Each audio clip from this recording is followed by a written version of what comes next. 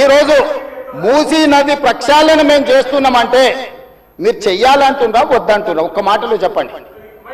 మీరు చెయ్యాలనుకుంటే ఏమి చెయ్యాలో సూచన ఇవ్వండి, వద్దంటే మీ కడుపు మంట ఏందో చెప్పండి, తెలంగాణ ప్రజలు నిర్ణయించుకుంటారు. అందుకే ఈరోజు మూసీ నది పరివాహక ప్రాంతాన్ని నైట్ ఎకానమీగా మారుస్తా అని చెప్పిన అధ్యక్ష.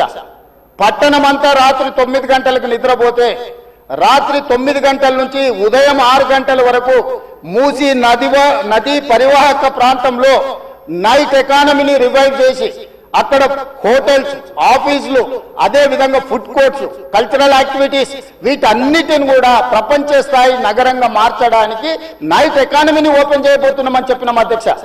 ఆ ప్రాంతంలో ఉన్న ప్రతి వాళ్లకు, నష్టపోయే వాళ్లకు అత్యధికంగా నష్టపరిహారం ఇచ్చి బ్రహ్మాండమైన కాలనీలు కట్టించి ఇస్తాం అధ్యక్ష. ఈరోజు వాళ్ళు ఏ పరిస్థితి లేనోళ్ళు, ఏ దిక్కు లేనోళ్ళు, సర్వం కష్టాలలో మునిగేటోడే మూసి పక్కన పోయి ఇల్లు కట్టుకుంటాడు అధ్యక్ష.